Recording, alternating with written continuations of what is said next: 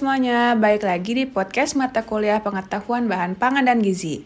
Kali ini kita akan membahas serat yang berguna untuk menjaga pencernaan. Saya Deiva Amelia Lestari dan ditemani oleh Ibu Woro Priyatini SPD MSI.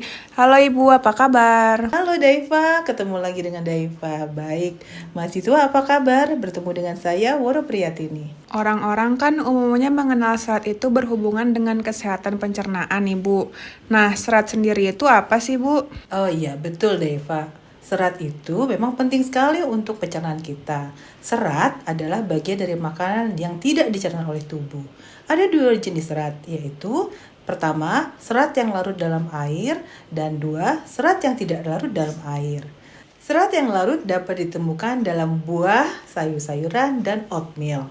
Sedangkan serat yang tidak larut banyak terdapat dalam gandum, biji-bijian, dan sayur yang berdaun. Jadi, apa ya Bu manfaat serat untuk pencernaan? Baik, manfaat serat untuk pencernaan. Banyak manfaat untuk pencernaan serat ini.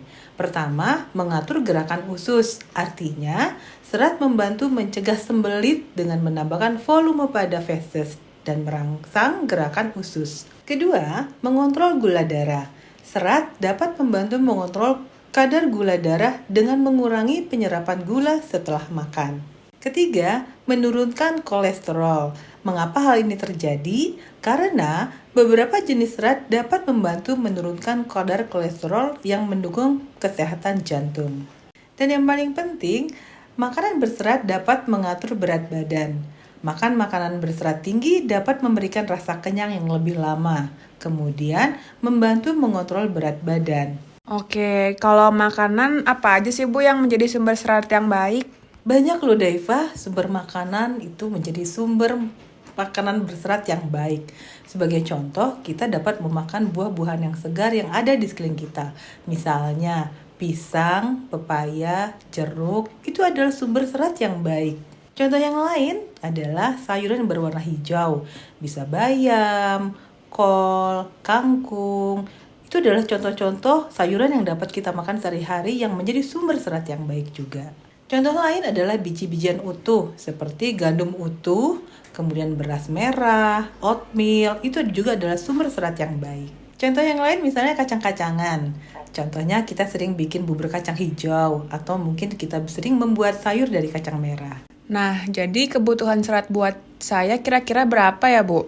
Kalau kebutuhan untuk Daiva, untuk usia antara 18 sampai 20 tahun atau usia dewasa, ini kira-kira antara 25 sampai 30 gram per hari untuk perempuan.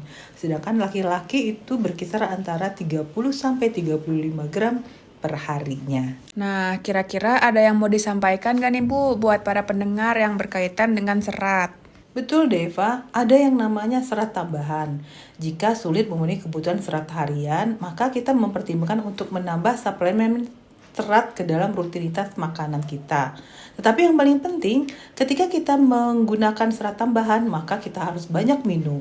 Perlu digarisbawahi bahwa meskipun ada banyak cara instan ditawarkan untuk mengkonsumsi serat berupa suplemen atau minuman yang banyak mengandung serat dengan rasa buah-buahan, tetapi tetap lebih penting mengkonsumsi makanan sumber serat alami, misalnya buah-buahan dan sayur. Jangan lupa untuk mengkonsumsi makanan yang serat tinggi tersebut. Kemudian, pastikan juga untuk minum setidaknya 8 gelas sehari atau sesuai dengan kebutuhan kita. Tetap komunikasikan makanan serat dengan zat gizi lain agar tubuh tetap sehat dan secara keseluruhan. Begitu loh Daiva. Oke teman-teman, sekian diskusi saya dengan Ibu Woro tentang serat. Sampai jumpa di podcast selanjutnya.